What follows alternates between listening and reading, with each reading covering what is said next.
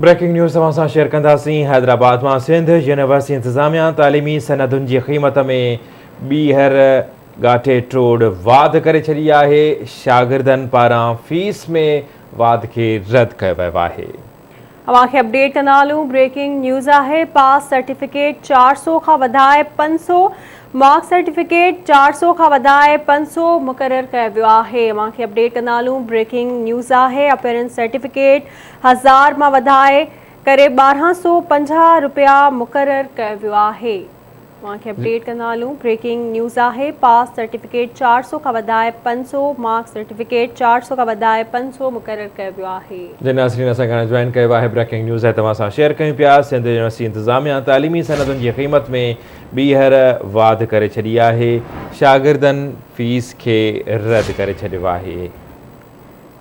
अवांखे update कंदा हलूं। Breaking news आहे। हैदराबाद में सिंध यूनिवर्सिटी इंतज़ामिया तालीमी सनतुनि जी क़ीमतुनि में ॿीहर ॻाटे टोड़ वाध करे छॾी आहे। इन हवाले सां राब्तो कयो आहे हैदराबाद में सीनियर रिपोर्टर इरफान अली बुगियो सां। जी इरफान, आगाह कजो।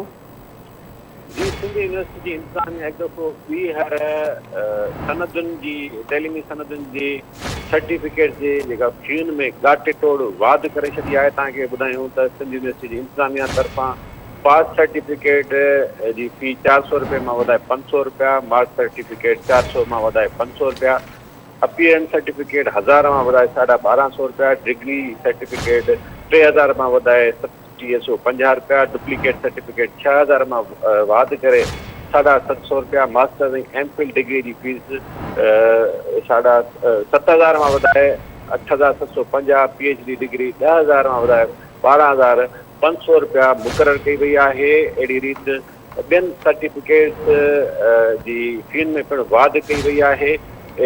अड़ो लेटर जारी थियण खां पोइ जेके सिंध यूनिवर्सिटी जा शागिर्द आहिनि उन्हनि में बेचैनी पखिड़िजी वई आहे। उन्हनि तरफ़ां एहतजाज कयो पियो वञे ऐं इंतज़ामिया जे अहिड़े फ़ैसिले खे उन्हनि रद्द करे छॾियो आहे। जी, वरी महिरबानी इरफान हिन हवाले सां अपडेट करण जे लाइ।